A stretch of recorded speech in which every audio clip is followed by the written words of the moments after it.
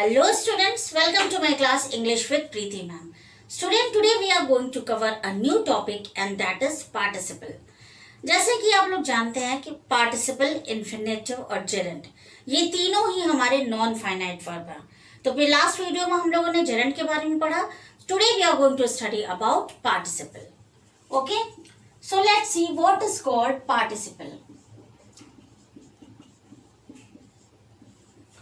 Student, participle की पहचान क्या है? पार्टिसिपल में भी V1 प्लस ing लगता है. अब आप लोग कंफ्यूज हो गए होंगे, अरे यही चीज तो जेरेंड में था, V1 प्लस ing. फिर भी उसमें दोनों में बहुत ही डिफरेंस है और आज मैं पहले आप लोग को इन दोनों के बीच का डिफरेंस क्लियर करूंगी. तो जेरेंड में क्या होता है? जेरेंड में पहले V1 लगता है फिर ing.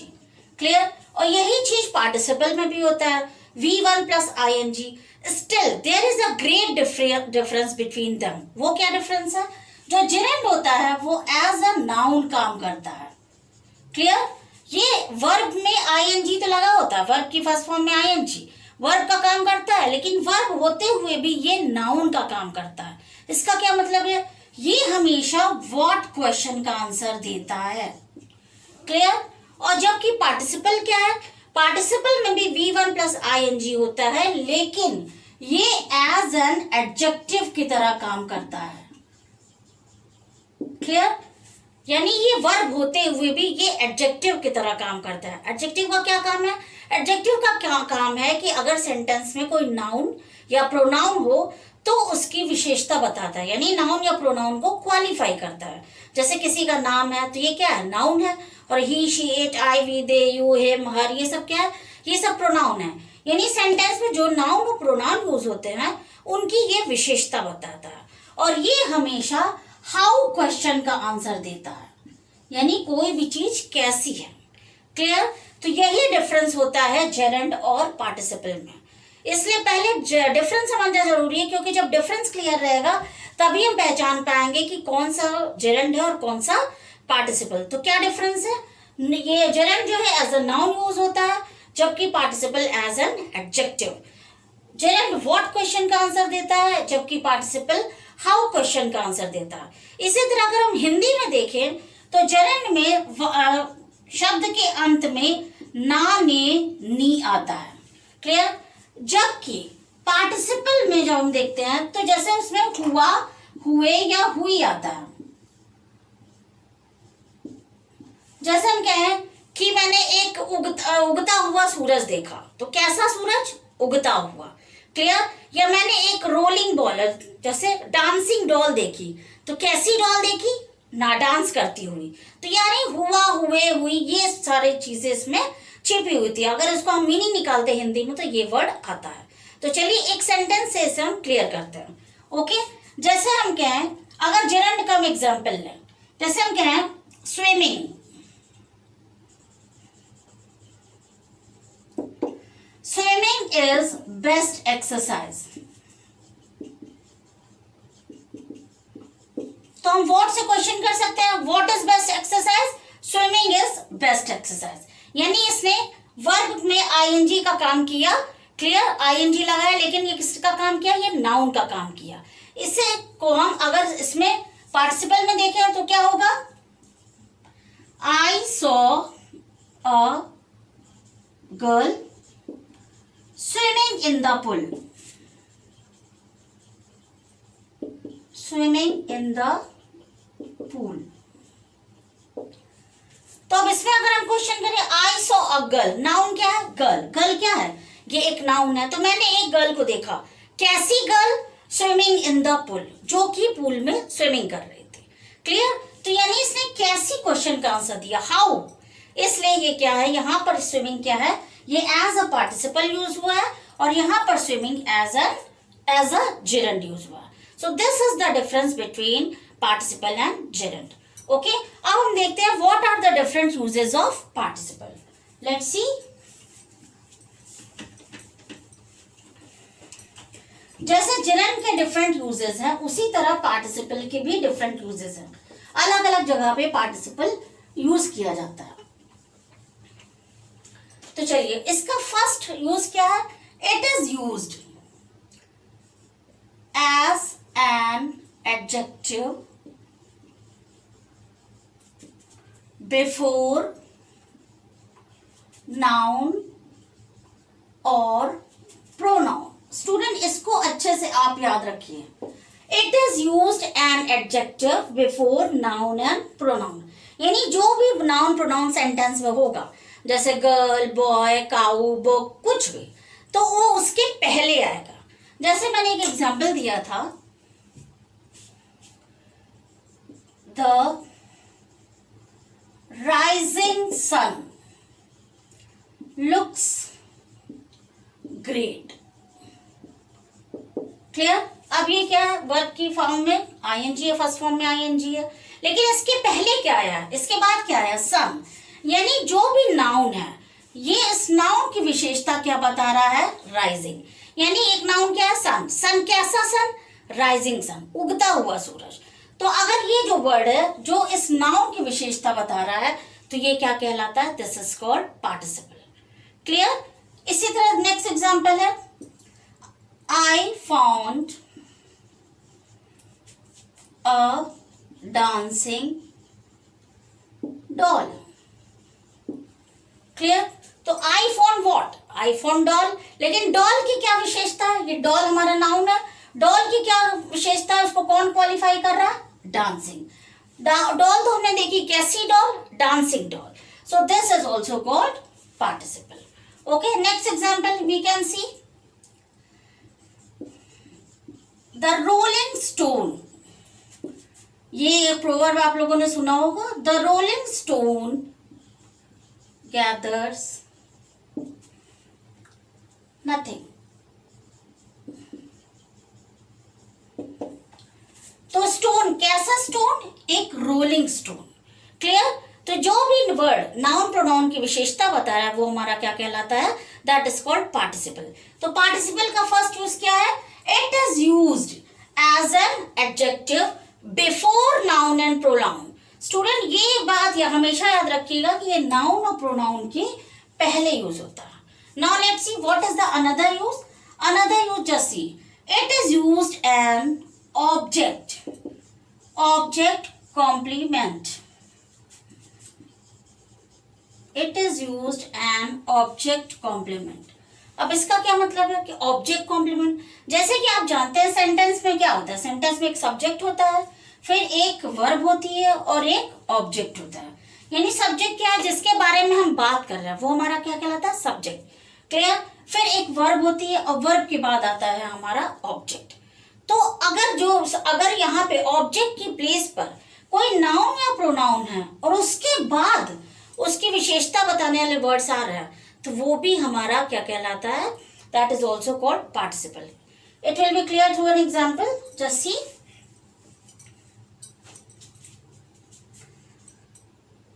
I saw a girl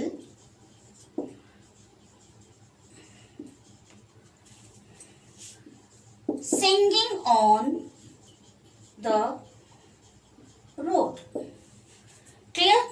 I saw a girl. अब इसमें singing on the road, तो I saw a girl. Girl हमारा क्या है? नाउन है. तो गर्ल तो है, लेकिन कैसी girl? Singing on the road. यानी रोड पर गाना गाती हुई लड़की मैंने एक देखी. मैंने पहले ही बताया था कि जब पार्टिसिपल में हुआ, हुए, ये या हुई, ये वर्ड निकल कर आता है हिंदी में अगर हम मीनिंग निकालते हैं. यानी इस सेंटेंस में सब्जेक्ट क्या है? सब्जेक्ट हमारा आई है. सॉ क्या है? ये हमारा वर्ब है, और वर्ब के बाद ऑब्जेक्ट क्या आया? गर्ल. क्लियर? अब इस ऑब्जेक्ट की विशेषता बताने वाले, इसको क्वालिफाई करने वाले वर्ड्स क्या हैं? Singing on the road. तो आई सॉ अ गर्ल, कैसी girl? Singing on the road. यानी ये आपका पार्टिसिपल जो है वो बिफोर नाउन एंड प्रोनाउन तो यूज होता ही है, but it can also be used after noun and pronoun. यानी ये ऑब्जेक्ट कंप्लीटमेंट के रूप में भी यूज होता है. यानी आपका जो भी ऑब्जेक्ट है, जो नाउन प्रोनाउन आपका ऑब्जेक्ट है, उसको भी कंप्लीट करता है. Clear? Another example we can see. He kept me waiting. Student अब यहां देखिए, ही क्या है? ये हमारा सब्जेक्ट है. क्लियर? वर्ब क्या है? केप्ट है. अब ही केप्ट मी, ये मी क्या है? नाउन है या प्रोनाउन है? I, we, they, you, he, she, it, ये सब क्या होता है? प्रोनाउन. तो ये प्रोनाउन के ऑब्जेक्टिव केस है, यानी प्रोनाउन की विशेषता क्या बता रहा है, वेटिंग। उसने मुझे रखा, कैसे रखा, इंतजार कराते हुए। Clear, he kept me waiting. तो ये हमारा नेक्स्ट एग्जाम्पल हो गया। तो हम लोगों ने क्या सीखा कि this participle can be use before noun and pronoun and it can also be use after noun and pronoun. लेकिन शर्त क्या होनी चाहिए कि वो जो नाउन प्रोनाउन होता है वो ऑब्जेक्ट के रूप में आए, यानी ये नाउन और प्रोनाउन के बाद भी यूज हो सकता है, लेकिन वो नाउन और प्रोनाउन सेंटेंस में ऑब्जेक्ट की तरह हो। क्लियर, जैसे हम कहें कि I found boy who was riding a cycle, इसी को हम शॉर्ट में कैसे बोल सकते हैं, आई found a boy riding a cycle on the road. Clear, इसको शॉर्ट में बस यही सही, I saw a girl singing on the road, I saw a girl wearing flowers in the sand. यानी ये जो ING लगा है ये आपको हाउ क्वेश्चन का आंसर दे रहा है, कैसी लड़की जो वहां खड़ी थी या जो गाना गा रही थी, इस तरह से उसने मुझे कैसे रखा, ही केप्ट मी वेटिंग। इसी तरह और एग्जाम्पल हम लिख सकते हैं। Okay, now let's see what are the other uses.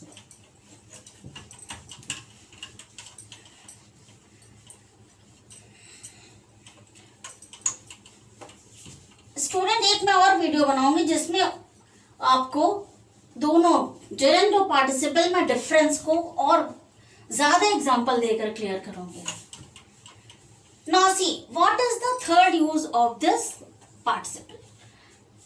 जब कोई काम, जब दो काम एक साथ हो रहे हो, क्लियर, लिसन केयरफुली, जब कोई भी एक व्यक्ति दो काम को एक साथ कर रहा हो तो उस समय भी हम इसको पार्टिसिपल को यूज करते हैं। जैसे अक्सर होता है कि हम टीवी देखते हुए खाना खाते हैं या गाना सुनते हुए खाना पकाते हैं या पढ़ाई करते हैं, तो ऐसे काम जो एक ही व्यक्ति दो काम एक साथ कर रहा हो तो उस समय पर भी जेरेंट यूज किया जा सकता है।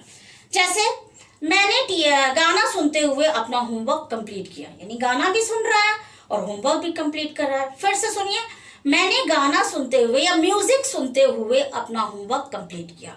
हुए वर्ड आ रहा है तो कैसे कंप्लीट किया, म्यूजिक सुनते हुए।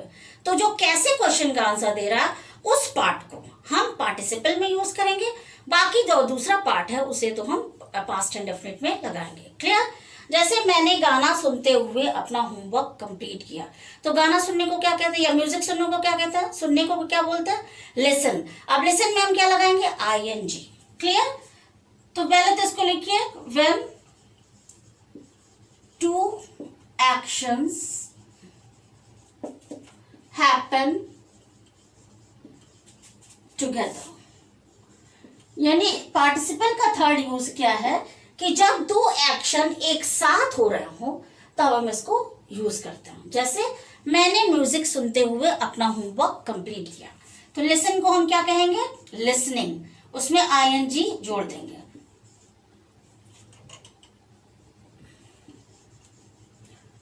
लिसनिंग म्यूजिक, लेकिन स्टूडेंट आपको यहाँ पे एक कॉमा लगाना पड़ेगा। एक इवेंट हो गया लिसनिंग म्यूजिक, यानी म्यूजिक सुनते हुए, फिर कॉमा हो गया, फिर मैंने क्या किया, I completed my homework. Listening music, I completed my homework. Clear, इसी तरह टीवी देखते देखते मैंने खाना खाया, यानी टीवी देखते हुए मैंने अपना लंच किया। तो टीवी देखने को क्या कहते हैं, वॉच। तो देखते हुए, क्या करते हुए, टीवी, यानी जिसमें हुए वर्ड जिसमें ऐड हो सेंटेंस के जिस पार्ट में, उसको आप पार्टिसिपल में रखेंगे। टीवी देखते हुए यानी वॉचिंग टीवी। तो टीवी देखते हुए आपने क्या किया, आपने अपना लंच किया। ये पास्ट टेंस में आ रहा है, मैंने अपना लंच किया, तो I had my lunch. I ate नहीं बोलते स्टूडेंट, ईट का सेकेंड फॉर्म क्या होता है, एट। एट नहीं बोलते, क्या बोलते हैं, हैव। तो हैव का सेकेंड फॉर्म क्या हुआ, हैड। तो watching TV I had my lunch. जैसे टीवी देखते हुए मम्मी ने खाना पकाया, watching TV my mother cooked food. बस इसमें एक ध्यान रखिएगा, बात का ध्यान रखिएगा कि इसमें दोनों ही काम एक ही व्यक्ति कर रहा है, यानी यही टीवी देख रहा है और यही लंच कर रहा है। इसी तरह एक ही इंसान म्यूजिक भी सुन रहा है और वही अपना होमवर्क कंप्लीट करे। यानी एक इंसान जब एक ही समय में दो एक्शन करता हो तो हम एक एक्शन को पार्टिसिपल में दिखा सकते हैं और दूसरे को पास्ट इंडेफिनिट या पास्ट प्रेजेंट इंडेफिनिट जो भी हो। क्लियर? लेकिन जिस काम को में हुए वर्ड अगर ऐड हो सकता है उस पार्ट को, सेंटेंस के उस पार्ट को हम किस में दिखाते हैं? उसको हम दिखाते हैं पास्ट प्रेजेंट पार्टिसिपल के थ्रू। क्लियर? अब now see the next, what is the next use of this participle. जब दो एक्शन एक साथ नहीं हो रहा हो लेकिन एक एक्शन होता है उसके तुरंत ही बाद दूसरा एक्शन होता है, तो ऐसे समय पर भी हम प्रेजेंट पार्टिसिपल का यूज करते हैं। जैसे चोर को जैसे पुलिस को देखकर चोर भाग गया। अब इसमें क्या हो गया? इसमें अगर हम हिंदी में अर्थ लगाते हैं तो इसमें हिंदी में कर के मीनिंग निकलती है। जैसे चोर को पुलिस को देख करके चोर भाग गया। क्लियर? मैंने अपना होमवर्क प्रोजेक्ट वर्क कंप्लीट करके टीचर को सबमिट कर दिया। ये करके वर्ड आ रहा है। क्लियर? टीचर पढ़ा करके क्लास से चली गई। ओके, यानी जो काम पहले होता, अब दो काम मैंने बताया, जब दो काम एक, पहले तो ये था जब दो काम एक साथ यूज हो तो आप उसको प्रेजेंट पार्टिसिपल यूज करेंगे, लेकिन अब दो काम तो हो रहा हो, एक काम होता है उसके तुरंत बाद दूसरा काम होता है, तो जो काम पहले होता है उस काम को, उस एक्शन को हम किस में रखते हैं? प्रेजेंट पार्टिसिपल में रखते हैं, यानी उसमें आईएनजी लगाते हैं। जैसे पुलिस को देखकर चोर भाग गया, तो पहले क्या हुआ? पहले चोर भागा कि पहले उसने पुलिस को देखा? पहले उसने पुलिस को देखा, तो देखने को क्या कहते हैं? सी। क्लियर? अब सी में हम आईएनजी लगा देंगे तो क्या हो जाएगा? देख करके। ठीक है, तो सी, पहले तो रूल हम लिख लेते हैं, when two action happens just after each other, यानी एक एक्शन जैसे ही होता है उसके तुरंत बाद दूसरा एक्शन होता है। जैसे पुलिस को देखकर चोर भाग गया, सबसे पहले उसने, चोर ने क्या किया? पुलिस को देखा, तो देखने को कहते हैं सी। अब हम उसमें आईएनजी लगाएंगे। क्लियर? यानी देख करके, सीइंग द पुलिस। अब ये हमारा सेंटेंस का एक पार्ट हो गया, यानी पुलिस को देख करके। अब यहाँ पे कॉमा लगाएंगे। Student don't forget to put this comma. ये कॉमा यहाँ पर कंपलसरी है, इससे आप ये मत सोचिए कि मनोगा लगाएंगे मनोगा नहीं लगाएंगे, नहीं, दिस इज कंपलसरी। तो सीइंग द पुलिस, पुलिस को देख करके क्या हुआ? चोर भाग गया, तो भागने को क्या कहते हैं? रैन। पास्ट टेंस में दिखा रहा है, the thief ran away, The thief ran away. Clear? इसी तरह क्या है? राहुल अपना होमवर्क करके खेलने चला गया, यानी दो एक्शन हुआ, पहले उसने होमवर्क किया, दूसरे बाद उसके बाद कहाँ गया? खेलने गया। तो पहले कौन सा एक्शन हुआ? पहले होमवर्क कंप्लीट करने का एक्शन हुआ, तो पूरा करने को क्या कहते हैं? कंप्लीट। तो कंप्लीट में हम आईएनजी लगाएंगे तो क्या हो जाएगा? Completing, completing his homework, comma. अब राहुल कहाँ गया? राहुल खेलने चला गया, तो Rahul went to play. Okay student, जब दो एक्शन एक के बाद दूसरा एक्शन तुरंत होता हो तो जो एक्शन पहले होता है उसे हम पार्टिसिपल में रखते हैं और दूसरे एक्शन को हम पास्ट इंडेफिनिट में या पास्ट प्रेजेंट डेफिनेट जो भी हो सकता है। यहाँ पर पास्ट का सेंटेंस है इसलिए पास्ट इंडेफिनिट में। क्लियर? लेकिन एक शर्त है। क्या शर्त है? कि इन दोनों का सब्जेक्ट एक ही होना चाहिए, यानी ये दोनों काम एक ही व्यक्ति के द्वारा होना चाहिए। ओके, अब इसी से रिलेटेड हम और एग्जाम्पल लेते हैं। All of you just note it down what ever I right on the board.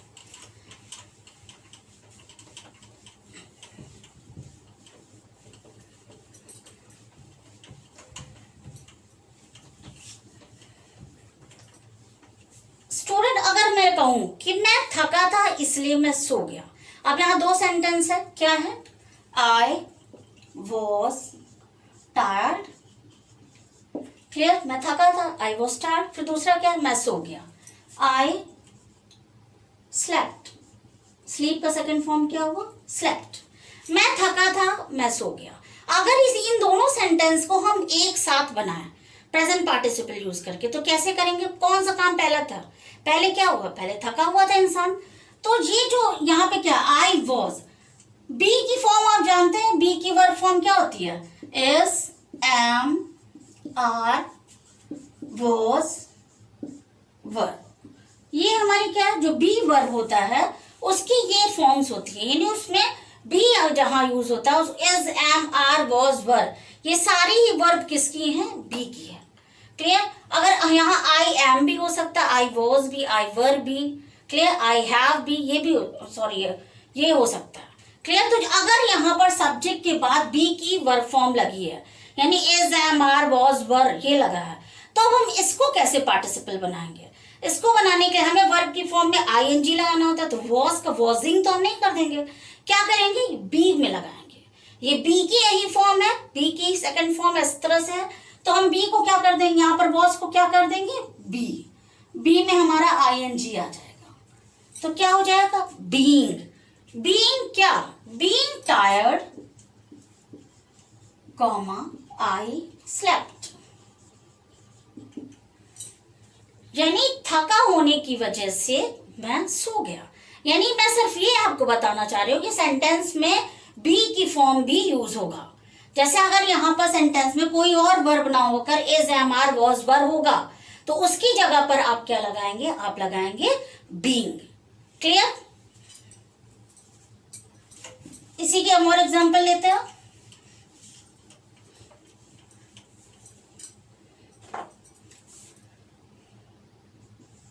जैसे हम क्या है, वी वर हैप्पी,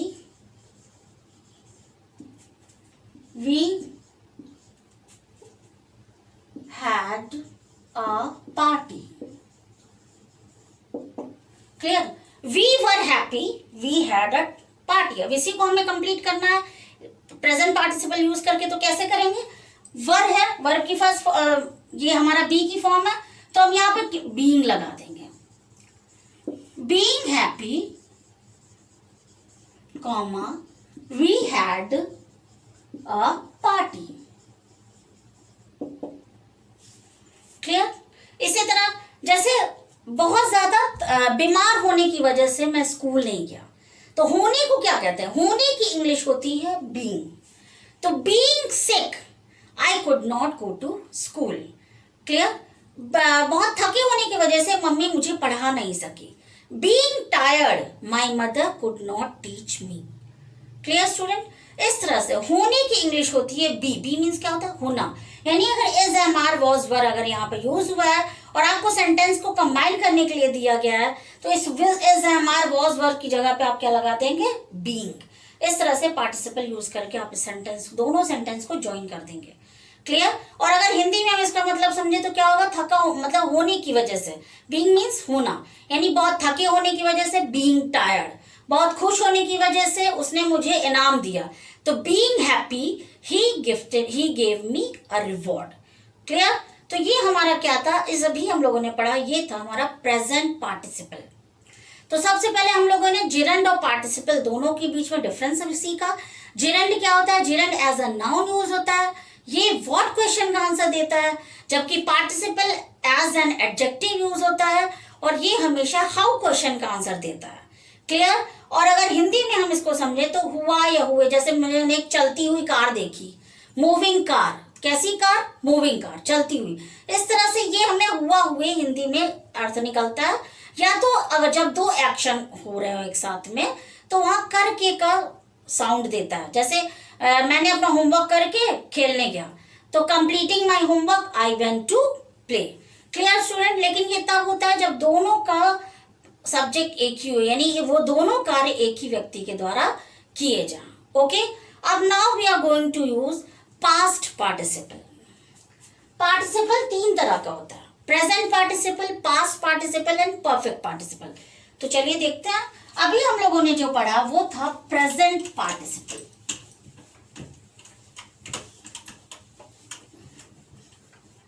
स्टूडेंट मैंने स्टार्टिंग में पार्टिसिपल के टाइप इसलिए नहीं बताया आप लोगों को कि आप लोगों को कंफ्यूज न होने अगर सबका अलग अलग रूल होगा या क्या होगा, इसलिए मैंने आपको डायरेक्ट प्रेजेंट पार्टिसिपल और जिरंड के बीच का डिफरेंस बताया। तो पहली बात अब हम देख लेते हैं कितने तरह के पार्टिसिपल होते हैं। There are 3 kinds of participle. पहला है प्रेजेंट पार्टिसिपल, इसको मैं शॉर्ट में लिख रही हूं। दूसरा है पास्ट पार्टिसिपल और तीसरा है परफेक्ट पार्टिसिपल।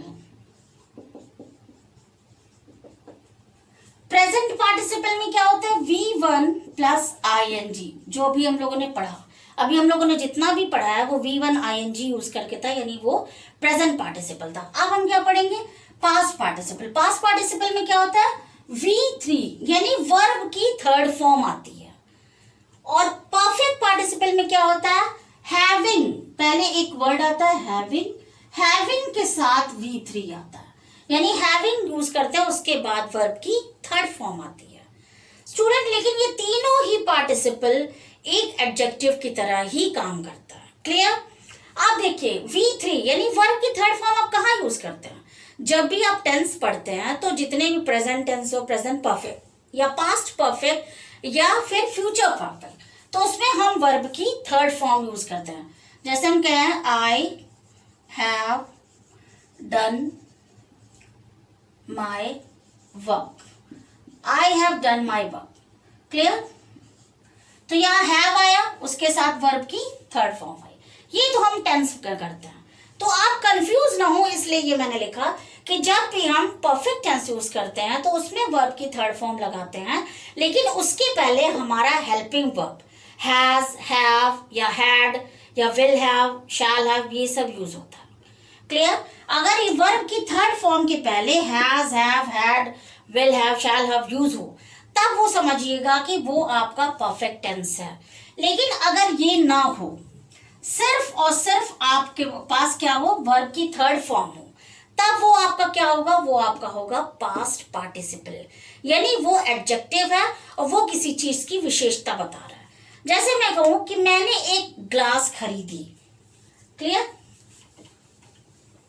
ग्लास यानी कांच की ग्लास खरीदी, तो मैं क्या बोलूंगी, पास्ट पार्टिसिपल हम जा रहे पढ़ने, I purchased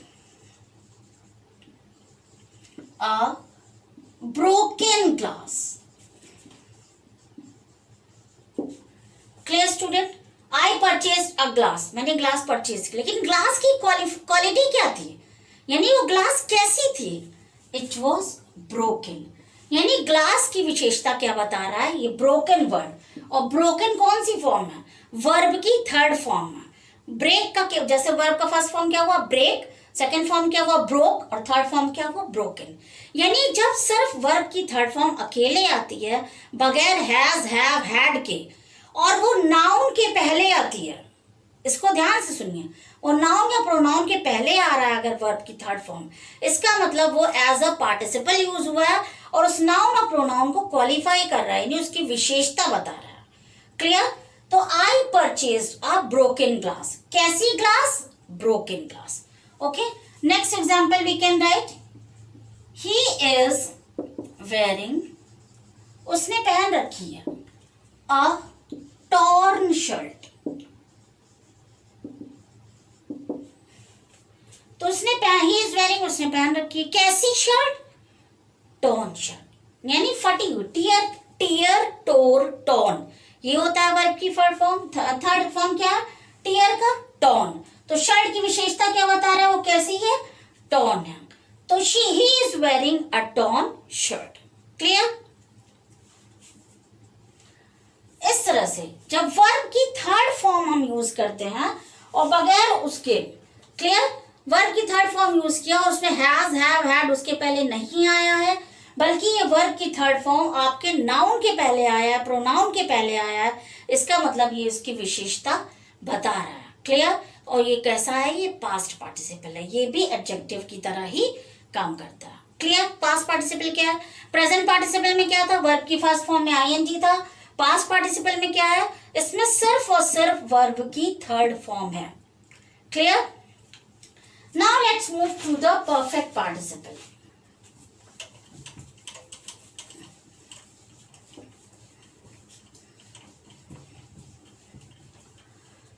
student present participle में जैसे मैंने एक बताया था, जब दो एक्शन एक साथ हों, क्लियर, तो हम वहां पे प्रेजेंट पार्टिसिपल यूज करते हैं। इसी तरह जब दो एक्शन एक के बाद एक तुरंत तुरंत होते हैं तो भी हम वहां प्रेजेंट पार्टिसिपल यूज करते हैं।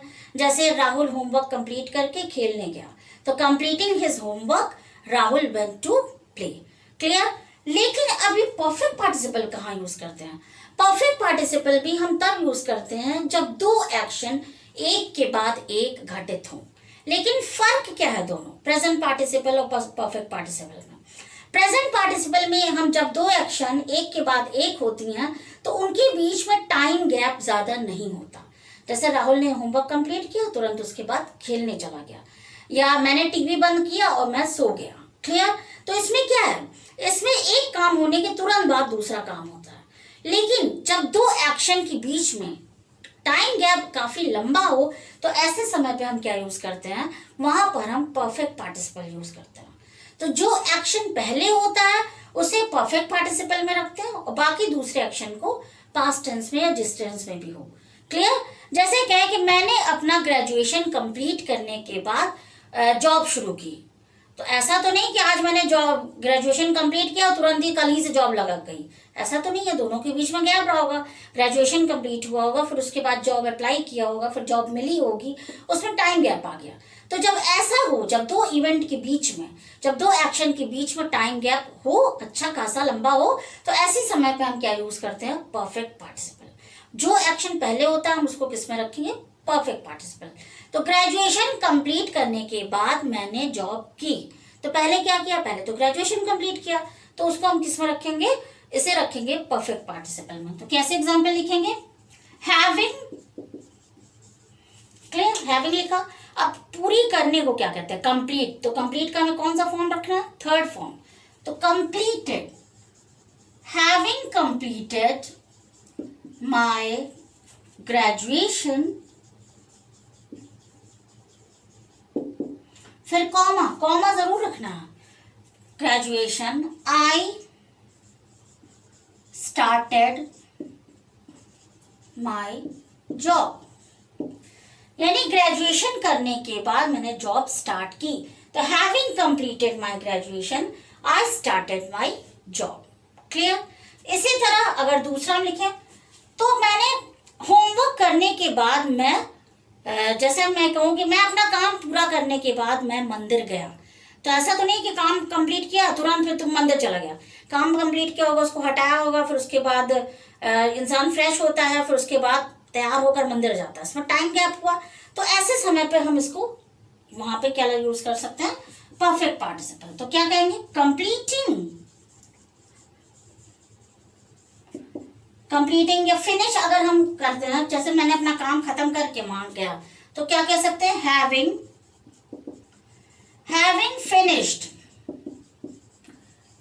Finished my work, clear, I went to the temple, यानी वर्क कंप्लीट करने के बाद मैं कहाँ गया, मैं टेम्पल गया। यानी दोनों के बीच में टाइम गैप है, इस वजह से हम वहां पर क्या यूज करेंगे, we can use this perfect participle. Okay student, तो आज हम लोगों ने पार्टिसिपल के तीनों काइंड देखे, present participle, past participle and perfect participle, clear. तो इसमें लेकिन एक बात है, ये दोनों ही में वाक का जो सब्जेक्ट है एक ही है, यानी ये दोनों ही काम एक ही इंसान ने किया है, क्लियर। लेकिन कभी कभी ऐसा होता है कि दोनों का सब्जेक्ट, यानी सेंटेंस दो है लेकिन दोनों का सब्जेक्ट एक ही नहीं है, अलग अलग है, तब वहां क्या करेंगे। जैसे एक एग्जांपल लेते हैं, जैसे दो सेंटेंस है, it was a nice weather, we went for picnic. It was a nice weather. We went for picnic. अब यहाँ दो सेंटेंस है लेकिन दोनों सेंटेंस का सब्जेक्ट देखिए अलग है, यानी यहाँ पर क्या है, इट है, क्लियर, नॉन लिविंग है, और यहाँ पे क्या है, वी है, लिविंग है। तो अगर ऐसी वर्ड हो तो हम दोनों यहाँ पर, मैंने क्या कहा था, अगर ये सेंटेंस इस तरह से हो, दो सेंटेंस को हमें कंबाइन करना हो, तो जो सेंटेंस, जो चीज पहले हुई हो, यानी नाइस वेदर पहले हुआ है तो हम यहाँ पे उसको वॉज ना लगाकर उसको बी की फॉर्म लगाते हैं, ठीक है। यानी नाइस वेदर होने के कारण हम लोग पिकनिक गए, तो होने को क्या कहते हैं, बी। क्लियर। वैसे भी यहाँ जब is am are was verb हो तो उसको हम बीइंग ही करेंगे। तो बीइंग अ नाइस वेदर, यानी नाइस वेदर होने के कारण या होने की वजह से, we went for picnic, we went for picnic. लेकिन स्टूडेंट, जब ये दोनों का सब्जेक्ट अलग अलग है तो ये वी वेंट फॉर पिकनिक तो आपने पूरा लिख दिया, लेकिन बीइंग का सब्जेक्ट हम लोगों ने नहीं लिखा, इसलिए हम इस इट को भी यहां पर ले आएंगे। Clear. It being a nice weather we went for picnic, यानी अगर दोनों का सब्जेक्ट अलग अलग हो तो दोनों ही सब्जेक्ट को लिखा जाएगा, और ये is am are was were जो होगा वो किस में कन्वर्ट हो जाएगा, वो बीइंग में कन्वर्ट हो जाएगा। क्लियर।